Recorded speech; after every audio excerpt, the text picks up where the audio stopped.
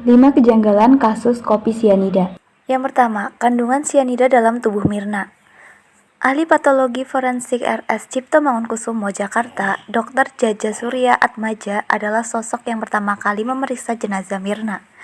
Dia melihat wajah jenazah Mirna membiru, sedangkan orang yang meninggal akibat sianida pasti memerah. Selain itu, sang dokter mengaku tidak menemukan kadar sianida dalam lambung Mirna selama memeriksa jenazah 70 menit di awal kematian. Namun, saksi ahli toksikologi yang dihadirkan pihak ayah Mirna mengatakan ada 0,2 mg sianida per liter darah yang ditemukan dalam lambung jenazah setelah 3 hari meninggal dunia atau setelah mayat diautopsi lagi. Sementara sianida baru bisa menyebabkan kematian bila dosisnya mencapai 50-176 mg. Beda antara penemuan sianida dengan kadar sianida mematikan pun sangat jauh, apalagi sianida ditemukan setelah 3 hari kematian.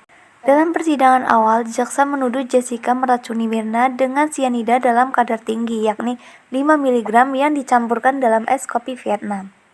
2. Jenazah Mirna tak kunjung diautopsi. Kejanggalan lain adalah fakta jenazah Mirna tidak pernah diautopsi, seperti diungkap oleh dokter forensik dari Rumah Sakit Sukanto Mabes Polri, Dr. Slamet Purnomo. Dalam persidangan, Slamet mengungkapkan pihaknya memang tidak melakukan autopsi pada Mirna. Slamet mengatakan salah satu alasan jenazah Mirna tak diotopsi karena permintaan penyidik polisi dan keluarga korban. Ketika itu penyidik hanya minta Slamet untuk mengambil sampel dari sejumlah organ Mirna seperti dari empedu, hati, dan urin. Sementara itu, kuasa hakim Jessica Wongso, Otto Hasibuan, tak terima jika kliennya dijerat dengan pasal pembunuhan, tapi nyatanya jenazah korban tidak pernah diotopsi. Bahkan dalam nota pembelaan, Otto membocorkan bahwa ayah Mirna, Edi Darmawan Salihin, menyetujui jika jenazah putrinya diotopsi.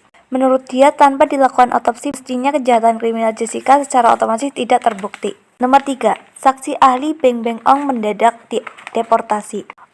Otto Hasibuan sempat menghadirkan Beng Beng Ong, seorang ahli patologi forensik dari Australia, untuk mengungkap terjadinya kematian pada seseorang akibat sianida. Dalam kesaksiannya, Beng Beng Ong menyebut kematian Mirna bukan karena racun sianida. Kendati begitu, kehadiran Beng Beng Ong di persidangan tak bisa berlangsung lama karena pihak jaksa penuntut menemukan adanya pelanggaran imigrasi. Beng Beng Ong menjadi saksi di pengadilan dan menggunakan bebas visa kunjungan atau BVK. Dia kemudian dideportasi dan dicekal ke Indonesia selama 6 bulan. Di momen itulah Otto meyakini bahwa pihaknya akan kalah. Sejak itu saya sudah melihat sudah tidak mungkin untuk menang. Ada sesuatu tidak beres di sini, ujar ayah mertua artis Jessica Mila ini. Nomor 4, foto jenazah Mirna tiba-tiba berubah. Selanjutnya, kejanggalan lain adalah ketika ayah Mirna, Edi Darmawan, marah-marah. Ada seorang ahli menyatakan ciri-ciri orang meninggal akibat racun sianida adalah jenazahnya berwarna merah ceri. Sementara jenazah Mirna Salihin ketika itu berwarna biru, sehingga tidak sesuai dengan ciri-ciri tersebut. Edi Darmawan yang marah pun langsung berusaha menunjukkan bukti baru bahwa jenazah putrinya berwarna merah ceri. Pihak Jessica merasa janggal ketika melihat barang bukti dan keterangan yang muncul saat sidang. Nomor 5, barang bukti sudah dipegang banyak orang. Berbagai pernyataan ahli dari pengacara maupun JPU dalam kasus kopi sianida kerap berseberangan, termasuk soal barang bukti yang dibawa JPU ke persidangan.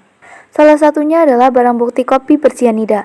Hingga di ujung persidangan, JPU tidak dapat memastikan apakah botol kopi yang ditunjukkan di persidangan benar berisi sianida atau bukan.